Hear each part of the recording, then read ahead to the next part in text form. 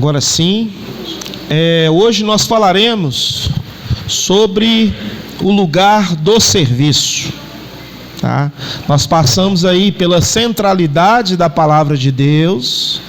Depois, nós falamos domingo passado sobre, quem lembra?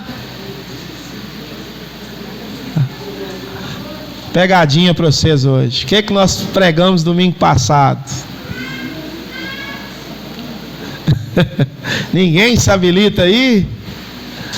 Lembrem aí, domingo passado, o que nós falamos? Arrisco? Vou deixar vocês pensando aí. Até o final do culto nós revelamos. Vocês não lembram mesmo? Amor? Aí ficou fácil, né? Amor à igreja.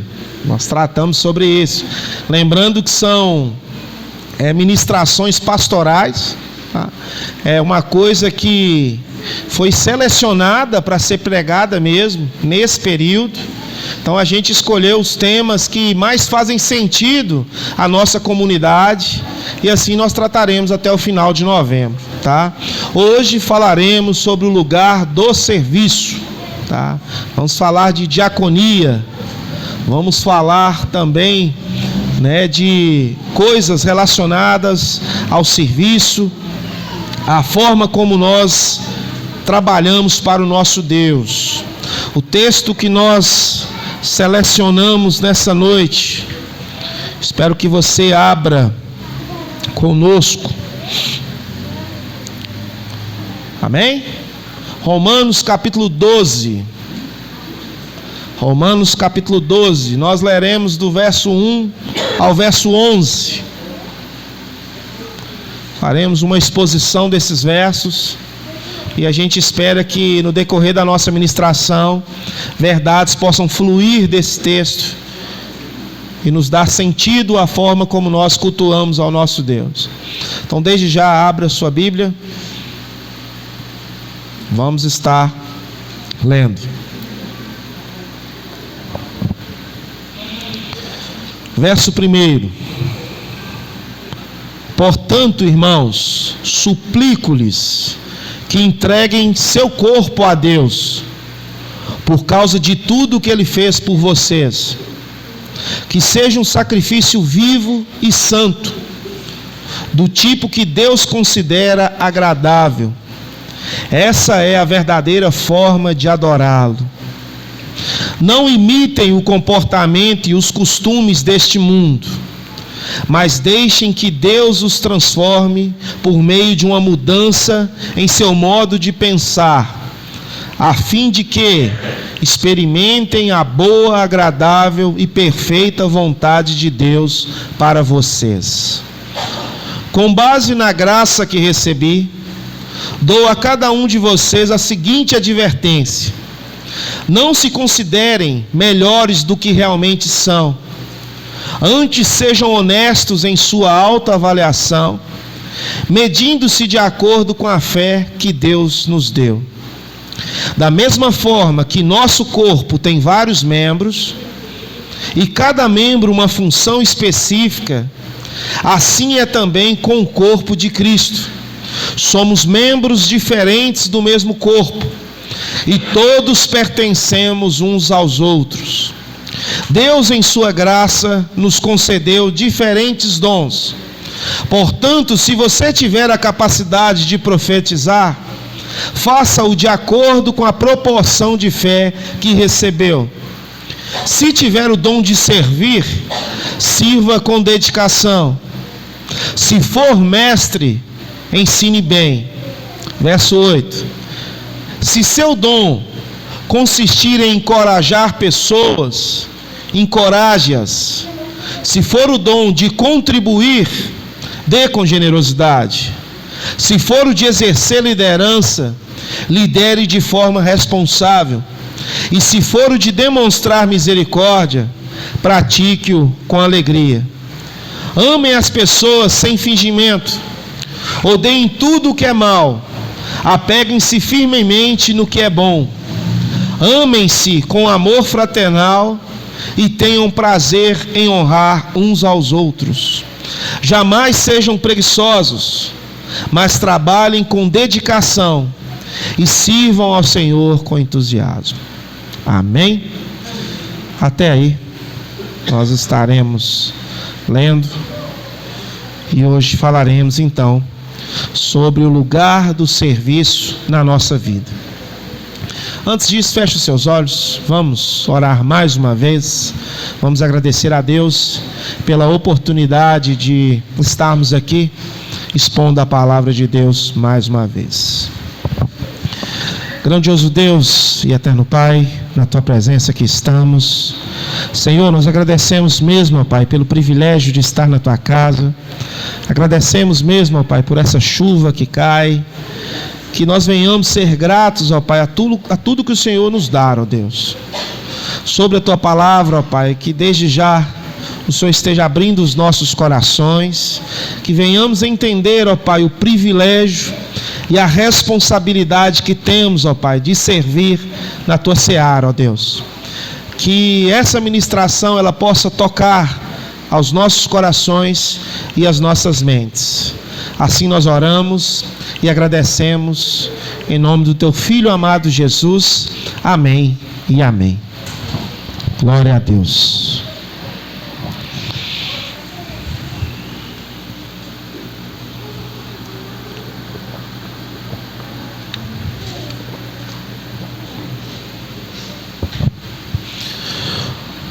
O mordomo é a pessoa responsável ou incumbida sobre a responsabilidade de uma direção ou administração de uma casa. A Bíblia ela menciona sobre mordomos fiéis a seus senhores. Nós temos, por exemplo, Eliezer, que era mordomo de Abraão, está lá em Gênesis 24, 2. Nós temos também José, mordomo de Potifar, que foi injustamente acusado por algo que não fez, mas até onde ele fez, ele foi zeloso com o seu trabalho e organizou tudo que Potifar precisava. Está lá em Gênesis 39. Então nós temos bons exemplos de mordomos pela palavra de Deus. E sobre essa palavra nós temos que entender que Deus já tem. Amém. Deus nos colocou neste mundo justamente para sermos mordomos. Afinal, tudo pertence a Ele. Então nós estamos aqui como mordomos, tá? E a ministração de hoje é para nos mostrar que essa mordomia cristã, que essa responsabilidade, ela não deve, de maneira alguma, ser somente dos pastores e dos presbíteros. E eu quero que você entenda que não é algo pessoal, é algo bíblico, é algo que nós precisamos entender, sabe? A verdade da palavra de Deus é para nos chamar a forma como nós estamos vivendo. Que às vezes nós podemos chegar diante de Cristo e falar: Senhor, eu fazia, mas na verdade a responsabilidade era do pastor, não era não? Mas a responsabilidade era da liderança da igreja, não era não? Se você não sabia, está sabendo hoje. A responsabilidade é nossa, é do corpo de Cristo. E o objetivo dessa ministração hoje é mostrar a seriedade disso. Nós temos a responsabilidade e o privilégio de cuidarmos das coisas do Senhor. Você é mordomo, contratado por Deus, contratado por Cristo, para ajudar na sua seara, para cuidar das suas ovelhas. E nós estamos nessa terra com esse intuito. Então nós temos essa responsabilidade. Nós não fomos criados apenas para consumir recursos, comer, respirar e ocupar espaço, mas Deus projetou para que a nossa vida fizesse a diferença, sabe? Então você nasceu para algo. Se você ainda não encontrou o seu propósito, você precisa encontrar, sabe? Nós não nascemos por acaso. Nós não estamos aqui por acaso. Nós viemos para uma missão e nós temos que encontrar qual é a nossa vocação, qual é o nosso dom e por que nós estamos servindo nesse corpo, né? Então, hoje nós teremos algumas observações, algumas rações básicas para entendermos por que nós precisamos servir a Deus, tá? E nós separamos justamente esse texto, a qual vai nos falar de serviço, como o apóstolo Paulo, ele nos cita como nós devemos nos comportar diante do corpo de Cristo, da noiva do Cordeiro. A gente leu essa epístola em Romanos. Nós sabemos que o autor dessa epístola, como eu mencionei, é o apóstolo Paulo. Paulo, ele escreve essa epístola, essa carta, justamente aos romanos que moravam próximo de Corinto, próximo, né, no fim ali da sua terceira viagem missionária. E várias pistas sugerem que ele tinha pelo menos 3 a 4 motivos de ter escrito essa carta, né? Os teólogos afirmam que ele deve ter feito essa carta por entre 3 meses em que ele permaneceu em Corinto, justamente para entregar essa carta aos romanos, né? Ele usa muito isso lá em Atos 20, versos 2 e 3, ele vai mencionar que ele escreve isso, né? E para que foi escrito isso? Qual que é o objetivo desse livro, Romanos, aos quais nós lemos essa passagem? A epístola de Romanos, ela é dirigida justamente aos membros da igreja em Roma. E parece que, como eu disse, parece haver pelo menos 3 principais razões que Paulo ele escreve isso, né?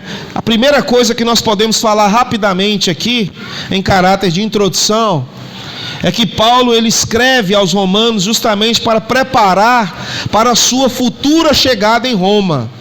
Ele escreve para avisar aqueles irmãos que ele estava indo para lá, né? A gente sabe que Paulo ele sempre teve esse desejo de pregar o evangelho em Roma. A gente vê isso lá em Atos 19, verso 21, Romanos 1, 15, 23. Então são passagens que Paulo ele dá essa vontade de estar presente, né, justamente em Roma para pregar, né? E ele cria justamente esse prelúdio da sua chegada até Roma, a essa missão em que ele pudesse servir a Espanha, né? A gente vai entender isso quando nós lemos o livro aos Romanos, né?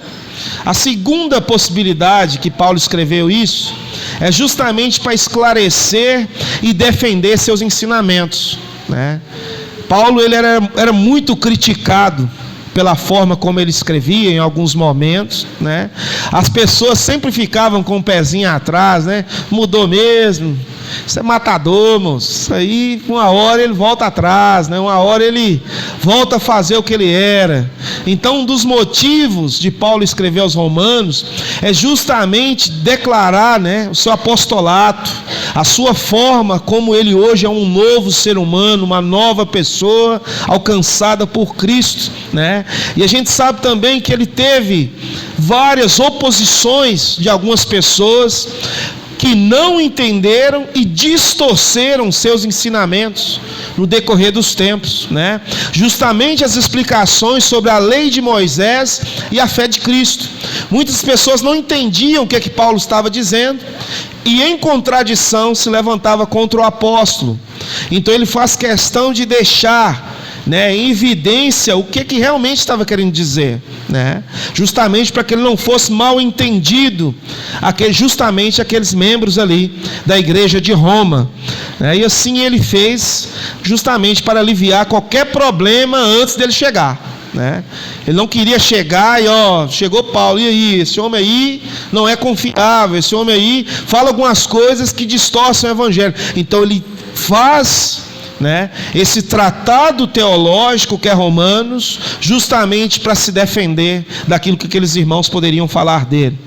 E a última coisa que ele também escreve em Romanos é justamente para promover a união entre judeus e gentios, membros da mesma igreja, né? Então a igreja de Roma, ela tinha essa fusão de judeus e gentios no mesmo lugar, né? A gente sabe que pela história, os judeus, né, os cristãos judeus, eles tinham sido expulsos por Roma, né, pelo imperador Cláudio, mas depois eles retornam para Roma. E ao retornar, eles encontram a igreja cheia de judeus. Então você tem duas classes de pessoas nessa igreja: judeus ortodoxos, pessoas que realmente, né, conheceram o evangelho genuíno em si, as leis mosaicas. E nós temos agora a turminha, né, dos gentios chegando também. Então começou, né, dar aquela coisa que nós vemos nos dias de hoje, que infelizmente alguns judeus olham para nós e falam: nós somos mais especiais que vocês, nós somos o povo escolhido, né? Eu sempre gosto de falar isso, né? Sempre quando eu escuto um judeu falando: nós somos o povo escolhido, eu falo: e os que rejeitaram? Eu lembro, né? Foi vocês mesmo, vocês que rejeitaram, não foi nós. Mas a gente não tem que ter esse zelo, essa soberba entre querer ser judeu ou não. Mas a igreja lá estava junta, né? E ele precisava escrever a essas duas classes de pessoas, né? De povos que se encontravam aquela igreja, né? Sobre a igreja, é uma igreja desconhecida. A origem dela não cita nas escrituras, mas nós acreditamos que logo após Atos 2, aqueles povos que ouviram as línguas, né, divididas entre os povos, essas pessoas entenderam as verdades que estavam ditas ali e levaram o evangelho também a Roma. Então Paulo não esteve presente em Roma, ele nunca a visitou, mas ele a escreve justamente com o intuito de um dia chegar até lá e pregar o evangelho até a Espanha, né? Então esse era o objetivo de Paulo. E nós sabemos que Paulo, ele não concluiu essa tarefa porque morreu antes, né? A gente sabe que ele foi preso e foi executado por Roma antes mesmo desse desejo acontecer, né? Então, infelizmente ou felizmente, nós temos o privilégio de ler a carta aos Romanos, né? Justamente esse tratado teológico. Chegando nesse capítulo 12 que nós lemos aqui nessa noite, nós vemos que a carta ela está encaminhando para o final.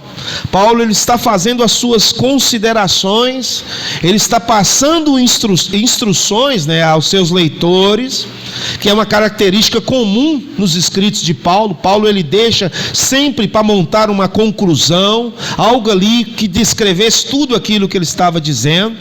E as seções desse capítulo são bem claras quando nós lemos, né?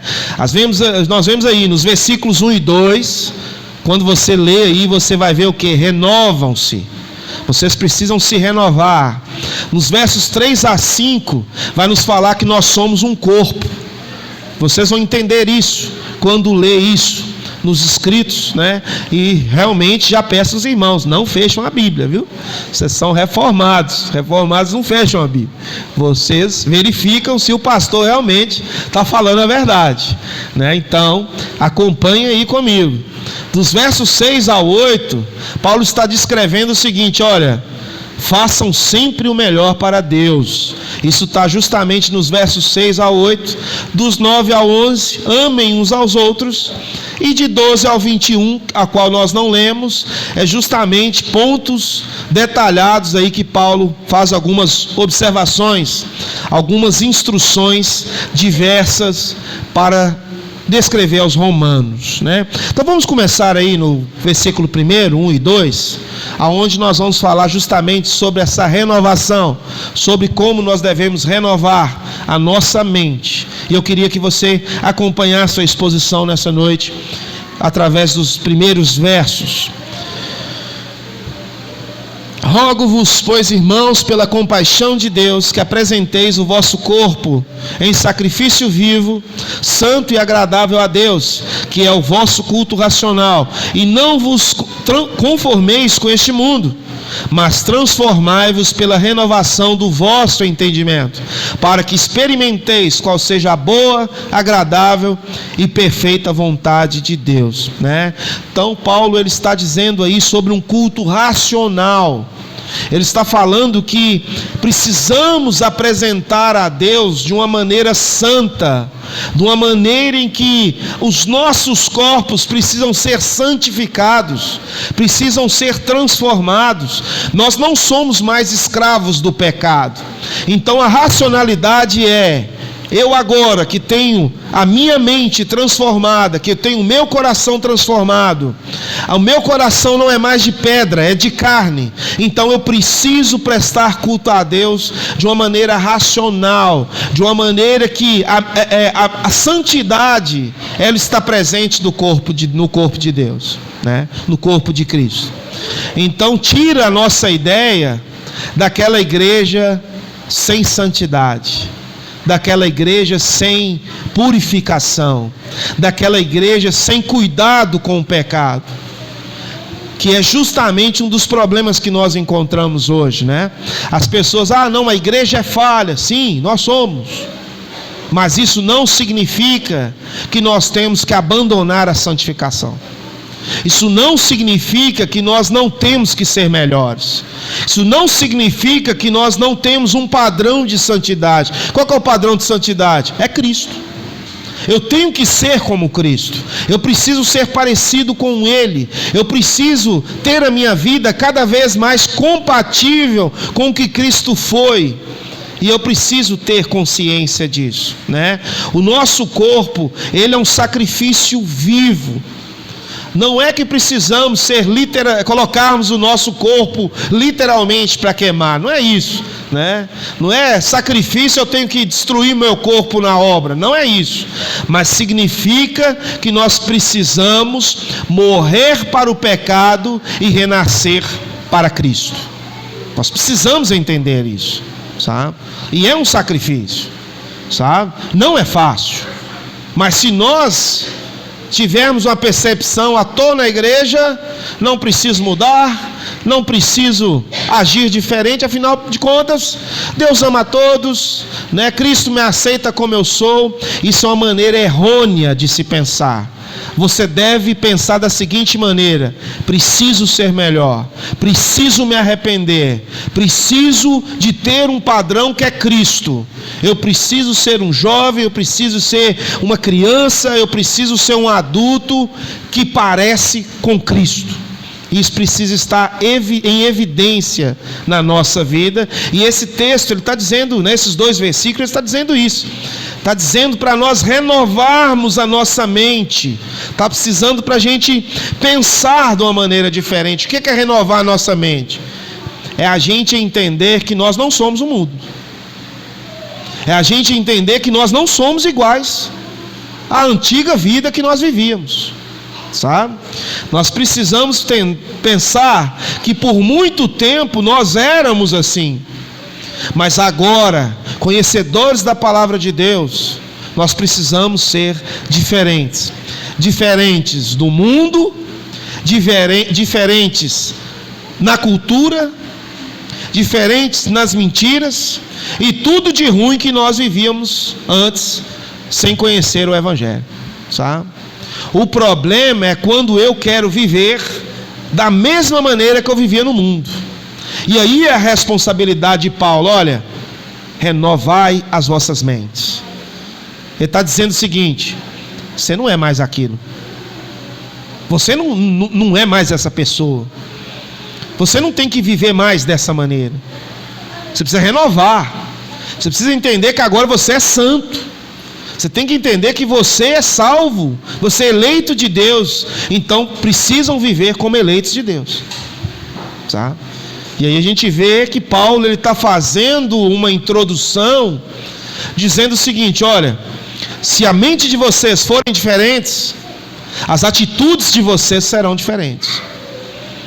É um prelúdio para que ele vai falar justamente dos versos 3 a 5, né, que ele vai mencionar que agora que nós somos diferentes, Paulo vai dizer o seguinte: olha, cada um de nós pertence a um todo, pertence a um corpo, pertence à noiva do Cordeiro.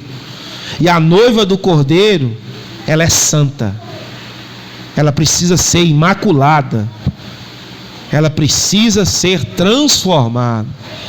Aí eu sei que alguém vai dizer o seguinte: pastor do céu, mas eu erro tanto, pastor, eu peco tanto. Mas você precisa entender que a noiva do Cordeiro, ela se arrepende. Se você se arrepende, você pertence ao corpo de Cristo. Se você não se arrepende, você ainda não é. Você precisa ser. Como Cristo fala a Nicodemos: Nicodemos, você precisa nascer de novo. Você precisa nascer de novo. E ele vai dizer, olha os versos: porque pela graça que me é dada, digo a cada um dentre vós, que não saiba mais do que convém saber, mas que saiba com temperança, conforme a medida da fé que Deus repartiu a cada um. Deus distribuiu a fé entre nós. Nós cremos porque Ele nos deu o privilégio de crer. E assim, ele complementa: porque assim como em um corpo temos muitos membros, e nem todos os membros têm a mesma operação, assim nós, que somos muitos, somos um só corpo em Cristo, mas individualmente somos membros uns dos outros. Estou diante das mãos do corpo, dos pés, de tantas essas partes, cada um com sua função diferente, com sua particularidade diferente. Pastor, eu sou mais comunicativo. Pastor, eu sou mais introvertido. Mas eu sou bom nisso, eu sou bom naquilo. Pastor, eu tenho o dom de cantar, eu tenho o dom de fazer amizades. Pastor, eu tenho o dom de organizar as coisas da melhor forma. Pastor, eu tenho o dom de chamar a igreja toda para minha casa. Pode ir todo mundo para minha casa, não tem problema não. Pastor, se só o senhor puder vir, tá bom. Só o senhor vir já tá. Não precisa trazer muita gente não. Cada um é de um jeito. O corpo de Cristo é assim. E é isso que Paulo está dizendo. Só que todos nós pertencemos a esse corpo, sabe? Não tem um melhor do que o outro. O braço não é melhor do que a perna, sabe? Os olhos não são melhores do que o nariz. Cada um tem uma função. E qual que é a função? Manter o corpo de Cristo vivo. Cristo é o cabeça, mas nós somos o corpo. Nós trabalhamos para o cabeça que é Cristo. E nós precisamos entender que, por mais que eu esteja ali no cantinho, eu sou o corpo de Cristo. Eu preciso manter a obra. E cada um vai ter um dom. E é como eu falei, se você ainda não se encontrou, você precisa se encontrar. Como igreja local, nós precisamos uns dos outros, irmãos. Nós precisamos. da pessoa que preside a igreja, a pessoa que prega, a pessoa que cuida das finanças, das que servem com a música, das que limpam, das que recebem as pessoas, das que estão na mídia, por exemplo. Cada uma dessas pessoas é necessário para que as coisas funcionem. Somos um corpo. Somos um corpo. Esse culto aqui, ele acontece porque há um planejamento. E esse planejamento, ele começa na segunda-feira. Talvez os irmãos não se atentem a isso, às vezes por não estar nos grupos, talvez de música, de mídias. Mas virou segunda, terça-feira, começam os ensaios, as canções que serão ministradas, as pessoas que falarão no culto, né? E ali vem as mídias, vem as fotos, vem as redes sociais, a divulgação nas redes sociais, os recortes dos vídeos, né? Os recortes das canções, as gravações do louvor para a melhoria do culto seguinte, né? As ministrações que são feitas, os outros pastores que acompanham as ministrações que são feitas, é uma reação em cadeia, tudo planejado, tudo liturgicamente pensado para que o louvor a Deus seja exercido, sabe? Talvez nós não atentamos a tudo isso, mas tem uma roda, né, que gira para que o culto aconteça, né? Se o violonista faltar, o louvor não acontece. Se o tecladista não vier, fica um buraco. Se o baterista ali enganchar nas baquetas ali, todo mundo percebe o erro. A igreja é da mesma maneira. Se um de nós, pastor, liderança, ou qualquer um de nós, não estarmos unidos, sincronizados, a igreja inteira chorará. A igreja inteira sentirá a ausência da unidade e da comunhão, sabe? Somos um corpo. Da mesma forma que você não vê um braço sozinho aí pulando aí. Alguém já deparou com isso? Não deparou, né? Olha minha perna ali, deixa eu pegar minha perna lá do outro lado, gente. Ela foi sozinha. Isso não vai acontecer, né? Gente, você viu minha orelha por aí? Já estava aqui, ó. Não está aqui. Corpo, unidade, junção. Nós temos que caminhar juntos. Isso é corpo de Cristo, sabe? E é isso que Paulo está dizendo. Somos corpos. E aí você começa a entender por que Paulo está chamando na responsabilidade os romanos. Porque você tem o quê? Judeus e gentios na mesma igreja. Qual que era a ideia? Não mistura não. Mistura não. Isso aí é gentil, moço. Isso aí conheceu a graça depois. Nós não, nós somos os privilegiados. Nós somos judeus autênticos. E Paulo vem e fala: olha, corpo de Cristo, é todo mundo junto. Ou está todo junto para ser, ou vocês não estão servindo a ninguém. É simples assim. Aí nós começamos a entender o que Paulo está dizendo através desse capítulo 12. Chegamos ao verso 6 e o 8, que justamente vai tratar um pouco mais sobre o serviço e sobre a forma como nós servimos ao nosso Deus. Versos 6 a 8 vai nos complementar. Olha, Deus é tão bondoso que Ele não só nos chama, mas Ele também nos capacita para a sua obra. Olha o que Ele vai dizer: temos diferentes dons, de acordo com a graça que nos foi dada. Se alguém tem um dom de profetizar, use-o na proporção da sua fé. Se o seu dom é servir, sirva. Se é ensinar, ensine. Se é dar ânimo, que assim faça. Se é contribuir, que contribua generosamente. Se é exercer liderança, que a exerça com zelo. Se é mostrar misericórdia, que o faça com alegria. Ser corpo de Cristo não é um negócio desorganizado, não. É uma responsabilidade que Paulo está dizendo aqui. Cada um tem um dom a ser exercido. E vocês precisam enxergar esse dom em vocês. Vocês precisam, pastor, olha, eu acho que minha vocação é essa. É claro que nós ajudaremos os irmãos nessa escolha. Mas não existe membro sem função. Vocês estão entendendo? Porque se você não tem função, você é uma prótese. Você não pertence ao corpo. Entendeu? Você está ali de migué. Foi bem Montes Clarence agora, né? Migué. Quase baiano. Todos nós precisamos estar envolvidos no corpo. Nós pertencemos a essa árvore que é Cristo, a árvore da vida, e nós estamos enxertados nela. Aí Cristo vai dizer o seguinte: o galho que não produzir, ele será cortado. E não é só cortado não, ele vai ser também queimado.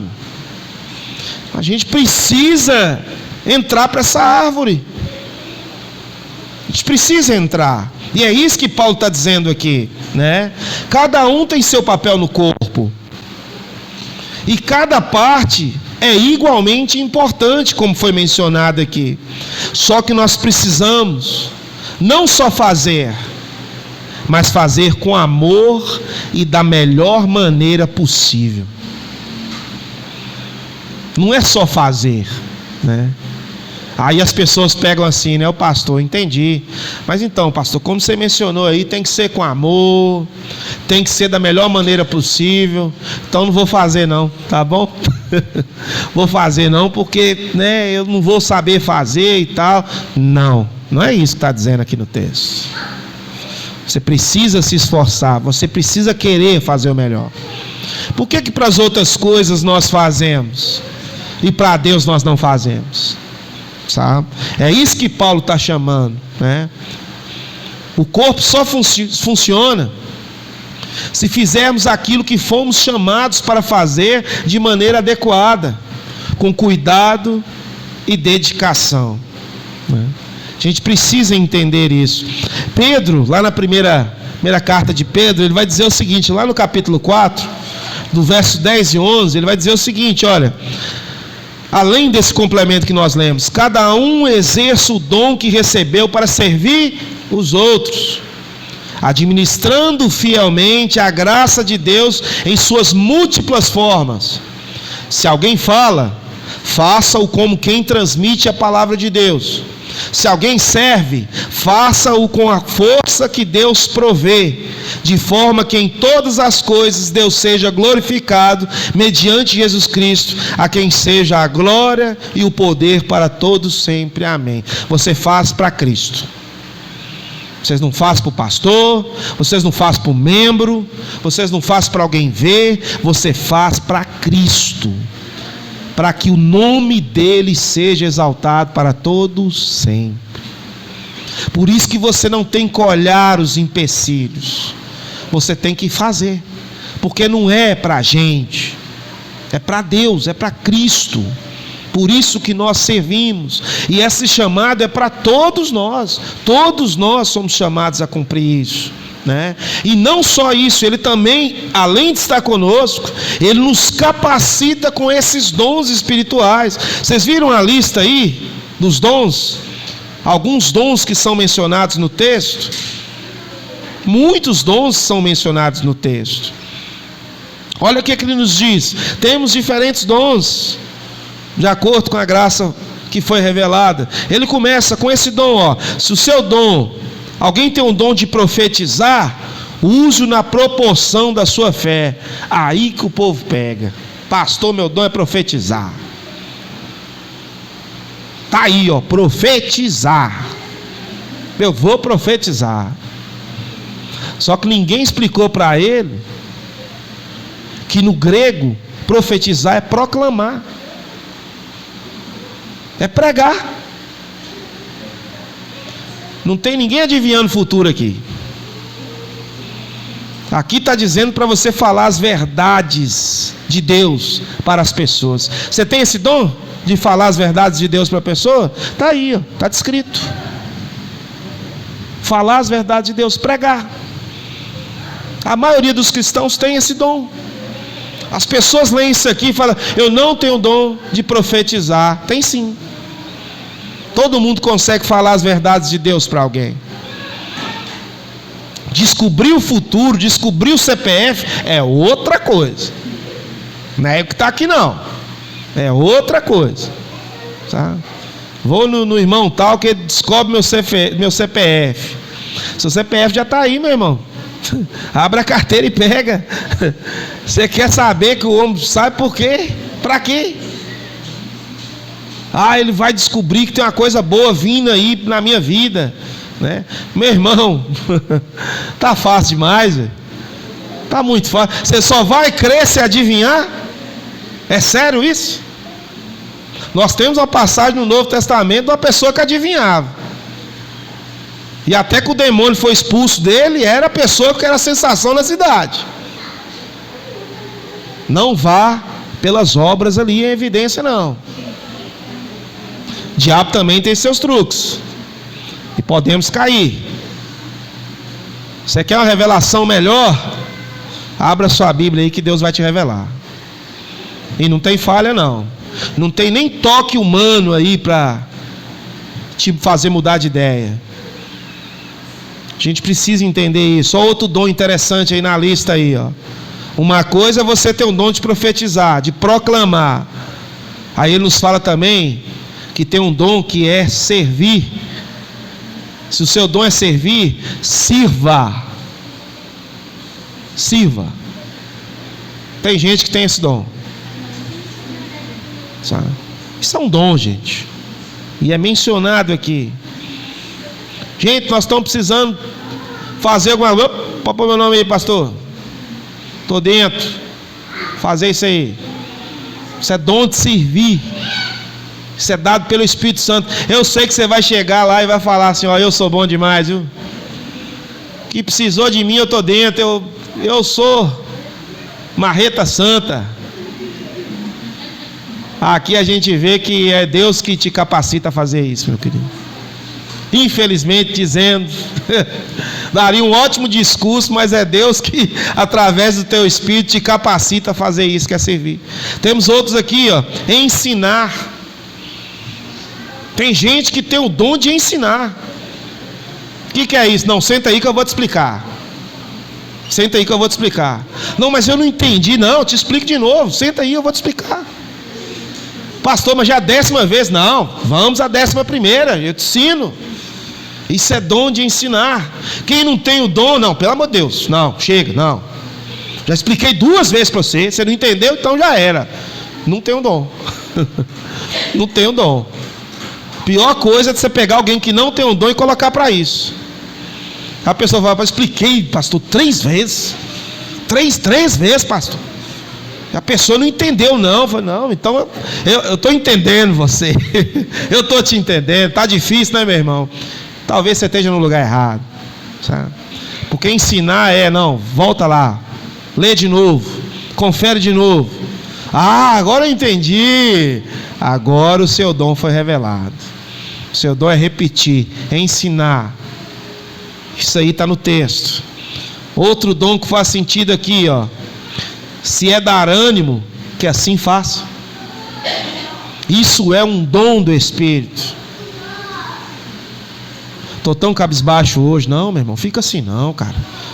Levanta a cabeça, cara. Você vai passar disso aí. Isso aí vai dar certo. Sabe? Não, desanima não. Continua, vamos lá, cara. Até Jesus voltar, estamos juntos. Precisar de mim, eu estou aqui. Aí a pessoa fala: nossa, que cara bacana, que mulher bacana. É o Espírito, meu querido. O Espírito colocou isso no coração dessa pessoa para animar as outras pessoas. Só que se tem o que anima, tem o que desanima também. Meu irmão, não faço não. Fiz isso aí, ó, perdi tudo. Tá? Faço não, nossa, aí dá uma dor de cabeça, né? O pessoal chega, tô firme aí, vou tirar a carteira, mexe não, mas sei, pra quê? Se eu puder eu rasgava a minha, né? Tem gente assim também, sabe? Todo mundo animado, chega um e fala, isso aí, ó, isso vai dar ruim. Já viu gente assim? Vocês conhecem gente assim? Tá todo mundo feliz, a pessoa chega, ó, isso aí não presta não, viu? Aí todo mundo, não presta não? Aí todo mundo, ó, achei que presta, pronto. É o desanimador, é aquele que gosta de chegar e jogar a pá de cal, sabe? Jogar o balde de água. E ele sai assim, ó, destruir a alegria deles. Achou que é legal? Não, tem gente assim. Mas aqui é o dom de animar. Meu irmão, tô fraco na fé. Não, bora, moço, bora para a igreja. Você está desanimado por quê? Bora continuar. Isso é o dom de animar. E tem mais um dom aqui, que é o de contribuir. Esse dom está sumido, viu, irmãos? O pessoal lê os dons tudo, esse pula esse dom. Esse dom aqui é difícil demais, pastor. Ó, esse Espírito Santo precisa não. Precisa não. Está aqui, ó. Contribuir, que contribua generosamente, sabe? Aí a pessoa tem todos os outros dons. Chega na hora, aí a mão até treme, fala, não tem um dom. E é um dom que a gente precisa trabalhar, né? Sei que cada irmão menciona aqui, né? Mas essa igreja só está aqui por causa desse dom. As cadeiras estão aqui por causa desse dom, né? Inclusive sexta-feira nós temos a reunião, como nós estamos em casa, né? Nós vamos ter uma reunião na sexta-feira, podem ficar tranquilos, tá? Às vezes o pessoal fala, vai falar de dinheiro. Não é isso, também, prestação de contas. Mas nós vamos falar como é que essas cadeiras chegou aqui. Você não tem um pensamento de imaginar como é que tudo isso foi feito, sabe? Alguma coisa aconteceu, né? Não vem um anjo de madrugada aqui descendo as cadeiras debaixo do caminhão, né? Pega aí, ó o anjo chegando com as cadeiras, né? Coloca aí antes dos irmãos chegar para eles não verem que foi o anjo que entregou, não, né? Teve um anjo, mas não foi um anjo celestial. Teve vários anjos, né? Que foram lá, pastor, compra aí que nós segura o BO aqui, né? Aí as cadeiras chegaram, né? A igreja apareceu pintada, né? Aí apareceu o drywall ali no final da igreja, né? Aconteceram as coisas aí. Não foi o anjo do Senhor, viu? Foi irmãos com esse dom que está citado no texto aqui, dom de contribuição. Pastor, quanto que é? Eu vou pagar. Meu irmão, mas é caro, não tem problema não, pastor. Dinheiro é do Senhor, é para o Senhor. Então, passa esse cartão aí e vamos ver o que é que dá, né? Isso é um dom de contribuição, sabe? Quem não tem um dom, vai dá não.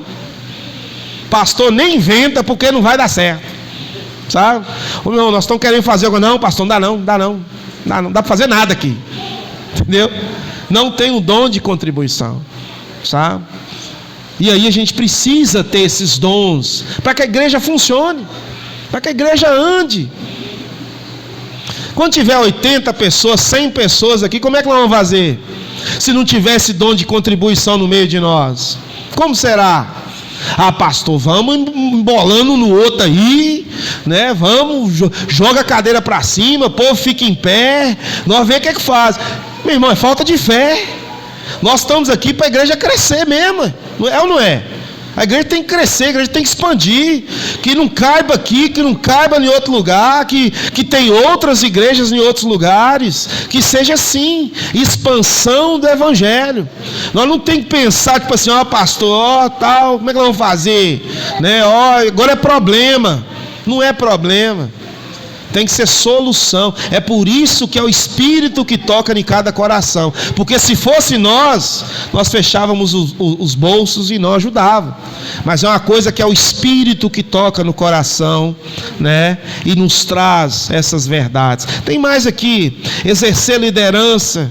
Que exerça com zelo. Se você assumir uma responsabilidade, você tem que zelar com isso. Está dizendo, né? E um dos melhores aqui que fala, né? Misericórdia. que você possa fazer misericórdia, você possa distribuir misericórdia, e faça com alegria, que isso também é um dom. Então tudo isso está descrito aí, nessa terceira parte que Paulo menciona, e aí ele fecha com os versos de 9 a 11, que ele vai dizer da seguinte maneira: vocês entenderam que a mente de vocês precisam ser transformadas, né? Vocês entenderam também que vocês precisam ser o corpo de Cristo, que vocês precisam ser unidos, vocês precisam trabalhar com um propósito só. Ele vai também dizer o seguinte, que agora que vocês são juntos, unidos, que vocês são um corpo só, vocês vão receber funções para isso, vocês serão capacitados para fazer essa obra que o Espírito colocou a cada um de nós. E agora, por último, ele vai dizer o seguinte: olha, amem uns aos outros. Olha o que ele vai dizer nos versos 9 ao 11. Ele vai dizer: olha, o amor seja não fingido, aborrecei o mal e apegai-vos ao bem, amai-vos cordialmente uns aos outros com amor fraternal, preferindo-vos em honra uns aos outros. Qual que é a ideia aqui? Eu preciso sempre honrar o meu irmão que está do lado. Eu preciso sempre ter a percepção de que, poxa, o que é bom para o meu irmão? O que eu posso ajudar a casa de Deus? O que eu posso contribuir com a casa de Deus? Eu posso oferecer os meus serviços à casa de Deus? Eu posso oferecer o meu dinheiro à casa de Deus? Eu posso oferecer o meu tempo à casa de Deus? É isso que está dizendo aqui, sabe? Você precisa olhar para o seu irmão, sabe? A gente precisa ter essa percepção de que a gente não está fazendo para homem, a gente está fazendo para a noiva do Cordeiro, sabe? A gente precisa ter essa percepção, sabe? Eu contribuo por quê? Não, eu contribuo para a expansão do Evangelho. Eu contribuo para que a igreja cresça. Ah, mas você está dando dinheiro para pastor, meu irmão? Não é isso que eu estou fazendo. Eu tenho consciência do que eu estou fazendo, sabe? Porque o inimigo, ele quer fazer isso mesmo. É por isso que a nossa mente precisa ser transformada. Porque quando a gente vivia lá antes, realmente, você vivia num lugar onde que as coisas não tinham critério, não tinha explicação bíblica, né? Vamos dar um exemplo aqui, por exemplo, da oferta. Quantos de nós, pastores lá na frente, nós, você vai ter que dar sim. Todo mundo aqui, a primeira pessoa com R$1.000 aí, traz aqui para mim. Primeira pessoa com R$1.000. E tem mais gente aqui, tem mais gente que vai dar R$1.000 aqui. E aí a pessoa ia ali constrangida, a pessoa ia ali, poxa, será que isso é bíblico mesmo?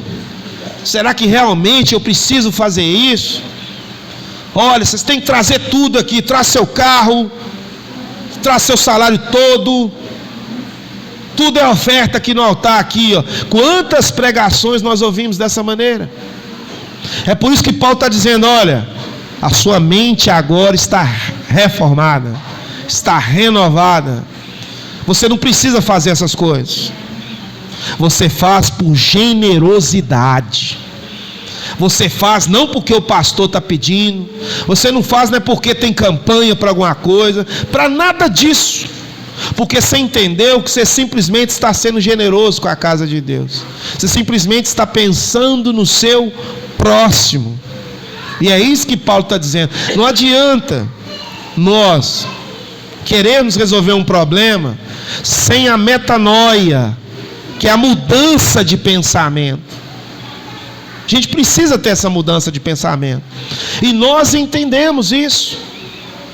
Eu, como pastor, posso dizer isso. Quando nós recebemos irmãos aqui, no começo, hoje nem tanto, porque a igreja ela se torna mais conhecida, se torna mais segura, as pessoas elas têm uma certa segurança na igreja, mas no início do ministério, as pessoas chegavam machucadas, que na hora que mencionava de oferta, as pessoas já ficavam assim, ó, quer ver? Machucadas, sofreram nesses lugares, sabe? E aí o que acontece? As pessoas perderam essa generosidade. E a gente precisa entender que até a contribuição ela precisa estar no nosso coração. Nós precisamos ajudar a casa de Deus. E aqui, complementando o versículo, ele vai dizer o seguinte, ó: não sejais vagarosos no cuidado. O que é esses vagarosos aqui? Na outra versão que nós lemos é: não sejamos preguiçosos, sabe? E aqui a pergunta que a gente faz: será? Nós estamos falando de serviço aqui, mas será que eu tenho a mesma motivação quando eu estou mexendo, por exemplo, para mim, para as minhas coisas? Será que eu tenho a mesma velocidade, o mesmo cuidado, a mesma dedicação às coisas de Deus? Porque isso aí vai determinar tudo que está aqui no texto. Porque se eu não vejo importância ao servir a Cristo, e por exemplo eu vejo importância ao meu trabalho, por exemplo, aí eu achei o Deus que eu sirvo. Não é nem tanto o trabalho, é o dinheiro caindo na conta. Se eu trabalho só para isso, o meu Deus é Mamon, não é o Deus das Escrituras, sabe? Ah, pastor, mas eu preciso de dinheiro. Todos nós precisamos, meu irmão. Todos nós precisamos, sabe? Mas o amor ao dinheiro, um cristão verdadeiro não pode ter. E eu tenho que saber o momento certo de balancear a minha vida entre correr atrás do dinheiro para sustento da minha família, mas também servir ao Senhor com o meu melhor, de corpo e alma e de toda a maneira que eu puder. Isso é amar, sabe? E às vezes nós amamos o nosso trabalho. Por que eu digo isso? Feriadão, dando um exemplo aqui, o chefe te liga: preciso você estar aqui hoje, cara. Ô chefe, agora? Você está precisando de mais alguma coisa? Tô não. Pode contar comigo aí que eu estou chegando. Fui, dei o meu melhor. Meu irmão, tem que cuidar. Está chovendo hoje. Eu queria tanto ir, mas choveu. Quando chove, não dá para ir na igreja. Para o trabalho, meu irmão, você vai até nadando. Você vai nadando na enxurrada. Ô chefe, demorei de 5 minutos que eu fui nadando, viu? Você vê isso aí na promoção, quando você for me promover, que eu vim nadando, nadando. Mas às vezes para o reino de Deus a gente é sempre um pesar, sempre uma dificuldade, sabe?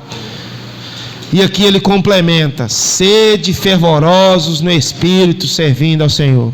Paulo está dizendo o seguinte: trabalhem, sirva a Deus, sirva a Cristo, dê o melhor de vocês, mas continuem fervorosos no Espírito, servindo ao Senhor. Por que ele está dizendo isso aqui? Que isso às vezes pode ser para servir nós mesmos, sabe? Nosso coração é tão idólatra e tão corrupto que a gente começa a fazer as coisas e começa: está vendo aí, Deus? Você viu aí, Deus, a obra que eu fiz? Está vendo aí, Deus? Eu estou indo em todo culto aí, o mês todo no culto, o Senhor está vendo isso aí? Sabe? Tem gente que não vem, Senhor, mas eu venho todo culto. A gente começa a atribuir para a gente coisas que é uma obrigação da gente fazer. É o que Cristo vai dizer: você é servo inútil. Não é porque é inútil, que não serve para nada, não. É porque nós fazemos aquilo que já era para fazer. E a gente começa a cobrar a Deus as coisas: Deus, eu sou seu servo fiel, eu quero que o Senhor me recompense, né? Me dê coisas. E Deus está falando assim: meu querido, você já foi salvo pela graça já. Você só tem que estar fazendo o que você já foi chamado para fazer. Você precisa continuar servindo ao Senhor e fervorosos. Amém? Posso ouvir um amém? Amém. Vocês estão ouvindo bem aí? Amém. Então a gente precisa ter essa percepção. Como eu estou servindo ao Senhor? E a pergunta é: posso melhorar a forma como eu estou servindo ao Senhor? Se sim, precisamos pensar no tocante a isso. Essa é nossa exposição sobre os versos que nós lemos. E agora eu queria deixar aqui no mínimo 3 aplicações nesse resto de tempo, para nós encontrarmos algo que precisamos trabalhar em nós aqui. Três exemplos que eu queria falar rapidamente.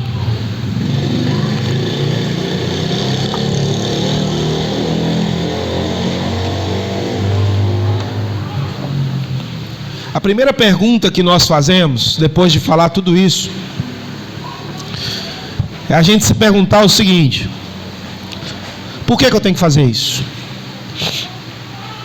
Por que eu preciso fazer isso? Por que eu preciso servir? De onde eu tiro isso? E a primeira coisa que a gente quer falar aqui, a gente precisa fazer isso porque nós temos um exemplo a seguir. E esse exemplo foi Cristo. Cristo sempre será a nossa inspiração para servir.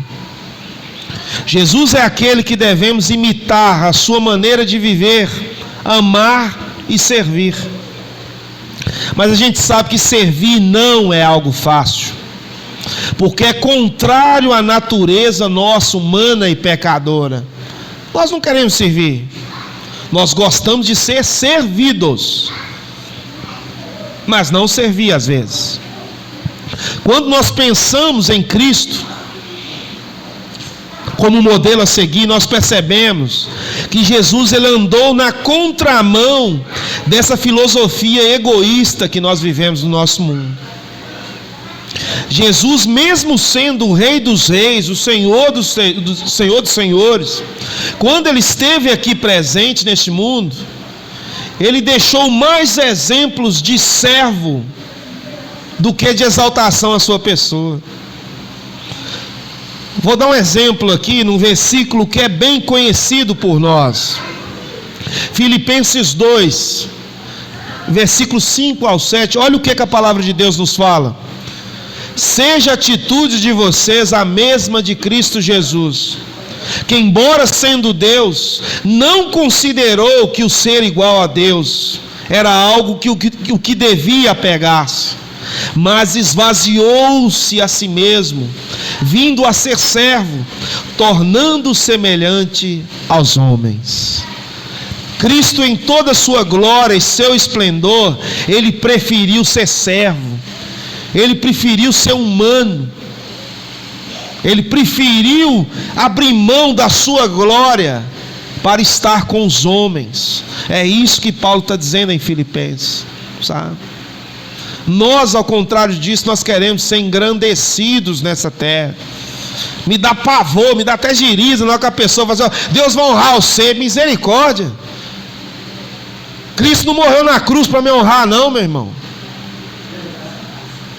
Cristo morreu na cruz para me salvar, para libertar das minhas mazelas, dos meus pecados. Eu não tenho que ser honrado nessa terra não, meu irmão. Se eu ganhar alguma coisa, é lucro. Agora, eu exigir isso de Cristo, isso é um absurdo. O que estava para nós era o inferno, era o que nós merecíamos, era o inferno, era queimar eternamente lá. E se nós temos uma coisa, por misericórdia, por graça, e eu exigir isso, isso é um absurdo. Tem outros, Marcos 10, 45, olha: pois nem mesmo o Filho do Homem veio para ser servido, mas para servir e dar a sua vida em resgate de muitos. Nós estamos aqui para seguir esse exemplo desse mestre, sabe? para servir as pessoas, servir a igreja, servir os irmãos. E como nós devemos fazer isso? Da melhor maneira possível, como se fosse para o próprio Senhor Jesus. Da melhor maneira. Fechando aqui com João 13, 12 a 17, vai nos falar: olha, eu lhes dei o exemplo, para que vocês façam como lhes fiz. Digo-lhes verdadeiramente que nenhum escravo é maior do que o seu senhor, como nenhum mensageiro é maior do que aquele que o enviou. Agora que vocês sabem essas coisas, felizes serão se as praticarem. Precisamos praticar tais coisas. Essa é a primeira aplicação que nós precisamos entender. Por que nós devemos fazer isso? Porque Cristo foi o nosso exemplo, né? Você existe para fazer o que Jesus fez. Nós somos a replicação de Cristo nessa terra. A segunda aplicação que nós devemos entender sobre servir a igreja é que você tem uma tarefa a cumprir. É o que nós falamos aqui. Antes de nós nascermos, Deus já definiu uma missão para cada um de nós. Ninguém está aqui, não sei, vamos ver. Não, você tem uma missão. Você tem uma missão. Jeremias 1,5 vai dizer: olha o que Deus diz ao profeta Jeremias: antes que o fizeste no útero da sua mãe, eu o escolhi. Antes que você nascesse, eu o separei para uma obra especial.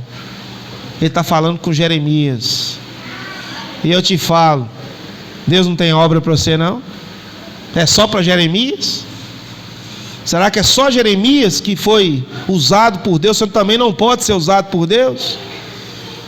Com certeza sim. Deus tem uma obra especial para cada um de nós. E não é só para pastores, missionários, presbíteros. É para cada um de nós. Nós não vivemos por acaso. No reino de Deus, nós sempre temos uma posição, um lugar, um propósito, um papel e uma função a cumprir. Você precisa achar isso. Por que nós somos assim? João 15,16: vocês não me escolheram, mas eu os escolhi para irem e darem fruto que permaneça. Amém? Cristo nos chamou para nós darmos frutos. E não é fruto qualquer não, é fruto que permaneça. Aí sim nós conseguimos entender que nós fomos chamados para frutificar no reino de Deus. Amém? Você tem uma missão, meu irmão. E cada dia que você não olha essa missão, é mais um dia perdido na sua vida. E conhecendo o Deus soberano que nós temos, você precisa fazer o quanto antes. Por que eu digo isso? Pessoas serão alcançadas por você. Não é o pastor da igreja não. Às vezes o seu vizinho, o seu colega de trabalho. Nós não estaremos lá para convertê-lo não, é você mesmo. Nós falamos do apóstolo Paulo aqui, dos planos que ele fez para chegar até a Espanha, e ele não foi até a Espanha. O Espírito do Senhor mandou ele voltar. Falou: não, você não vai, você vai voltar. Lá na frente nós encontramos quem foi pregar na Espanha, que não foi Paulo. Tinha que ser Pedro. Não era Paulo, era Pedro. Tem obras, meu irmão, que é você que vai ter que ir lá. E cada vez que você fala, o outro faz por mim, mais é uma obra que você está negligenciando para Deus.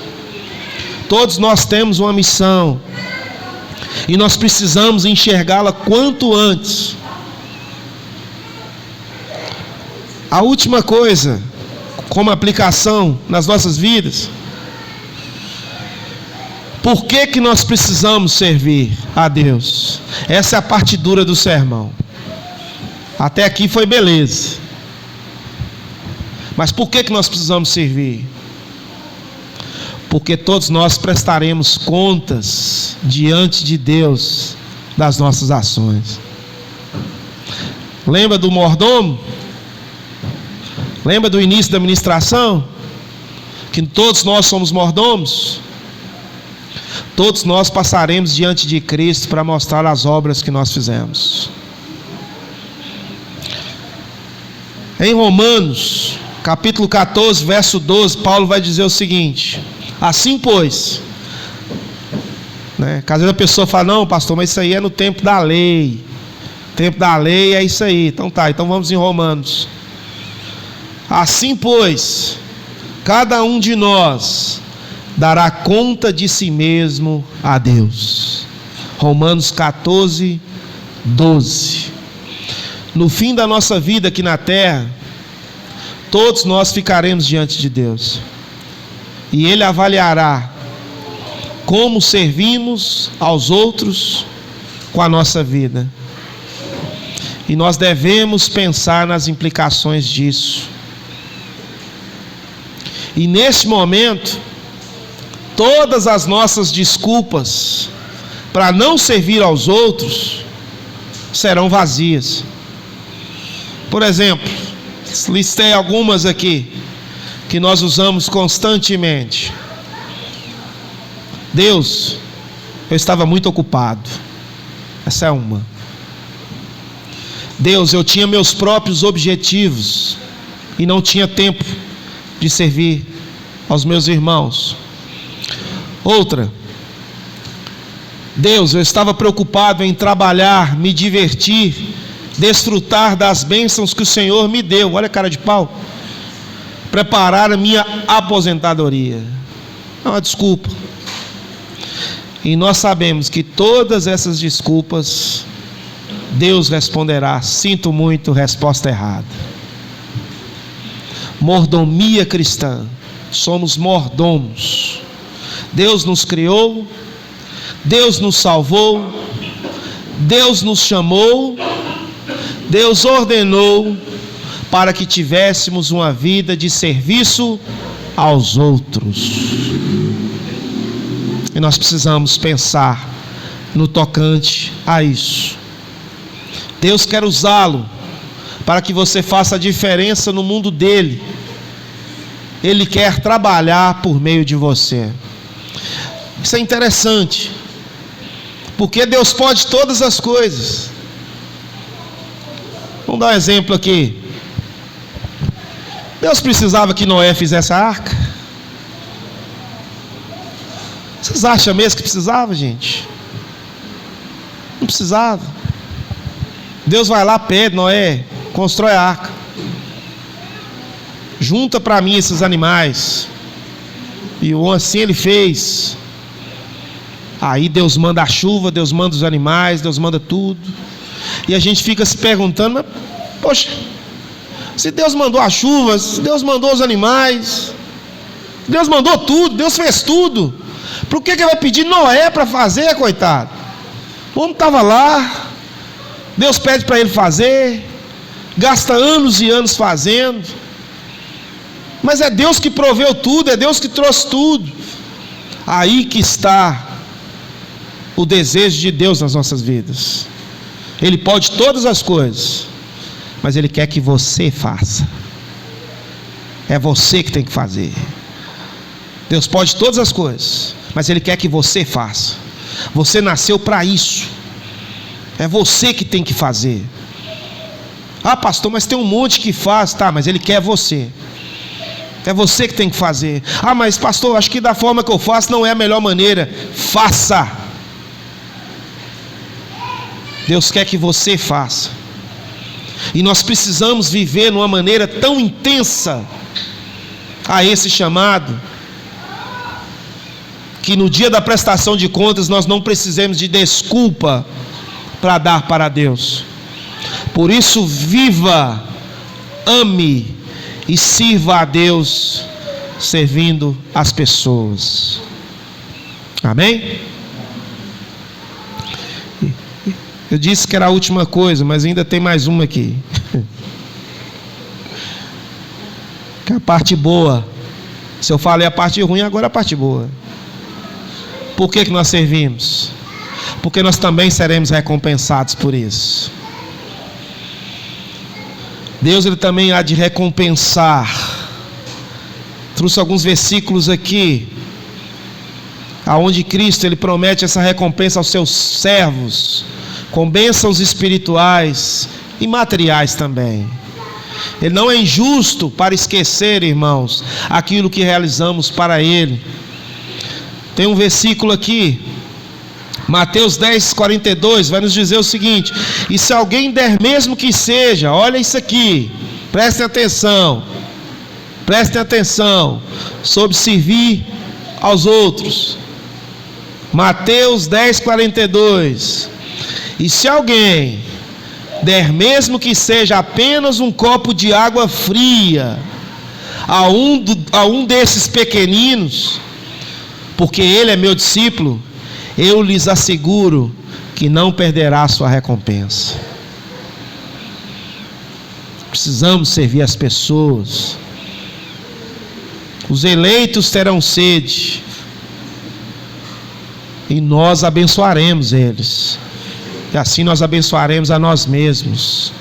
Colossenses 3, 23 e 24. Tudo o que fizerem, façam de todo o coração, como para o Senhor, e não para homens, sabendo que receberão do Senhor a recompensa da herança. É a Cristo Senhor que vocês estão servindo. Não se esqueçam disso. Olha que finalzinho maravilhoso. É a Cristo Senhor que vocês estão servindo. Quando você trabalha para o seu irmão, você está trabalhando para Cristo. Você está trabalhando para a sua noiva. Você faz para Ele, não é para os homens algum. Eu sei que os homens são falhos, eu sei que as situações são adversas, mas você não trabalha para os homens, você não faz nada por eles, você faz pelo reino de Deus. Quando você olha para a igreja, quando você olha para os seus irmãos, você está olhando para o reino de Deus. E é por isso que nós fazemos, é por isso que nós avançamos, é por isso que nós continuamos trabalhando, porque não é a homens, é a Deus a qual nós servimos. E nós precisamos entender isso. E por último, agora é o último mesmo, como diz Nicodemos, quando um pastor falar que está acabando, não acreditem, que é mentira, mas agora eu estou acabando, de verdade. Hebreus 6:10, para fechar aqui. Deus não é injusto, Ele não se esquecerá do trabalho de vocês e do amor que demonstraram por Ele, pois ajudaram os santos e continuam a ajudá-los. Hebreus 6:10. Se você tinha alguma dúvida sobre servir a Cristo, essa dúvida vai acabar hoje. Se você não tinha respostas para dar a Cristo naquele grande dia, a resposta acaba hoje. Ninguém vai chegar lá ao Senhor, ninguém nunca me falou que eu tinha que servir o Senhor.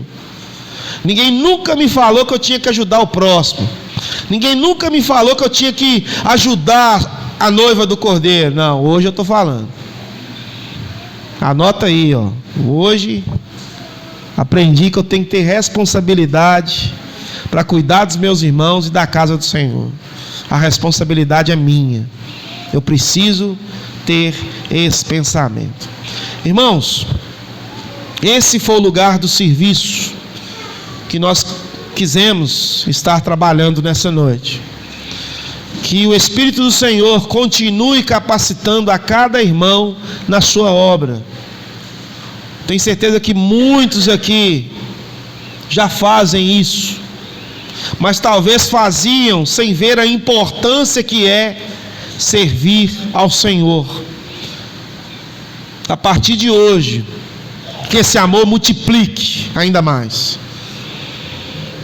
Que a partir de hoje você possa entender o Deus que você serve. Amém? Que Deus possa nos abençoar nessa noite e que essas palavras não sejam esquecidas, mas que elas possam passar a semana, meses, sendo relembradas, para nós entendermos que é para Deus que nós trabalhamos e servimos. Que Deus assim possa nos abençoar nessa noite. Amém? Irmãos, 9h31, nós encerraremos o nosso culto. Vamos orar neste momento e após nós vamos ali participar do nosso café da unidade. Estamos entre irmãos aqui, então vai ser algo bem tranquilo, bem bacana. Não que com os visitantes não estejam, mas às vezes a gente tem que dar atenção a esses irmãos, né? Hoje está todo mundo de casa, então dá para a gente ficarmos à vontade. Por que a mesa está ali? Muitos irmãos perguntaram ali: pastor, por que a mesa ali? Entendi. Alguns irmãos estão tendo dificuldade para subir, né? Alguns irmãos estão ficando aqui embaixo, né? E a intenção nossa é comunhão, é participação, né? Então hoje, por hora, né, faremos o nosso café da unidade ali. Vamos nos atentar, né, em relação a cair um pedaço de bolo, a gente catar, não pisar e arrastar, né, coisas do tipo. Mas nós vamos falar isso mais no final. Vamos orar e encerrar o nosso culto nessa noite. E assim nós nos despediremos da presença dos irmãos, mas jamais da presença do nosso Deus. Amém? Vamos orar. Deus, oramos a Ti mais uma vez. Agradecemos, Senhor, por essa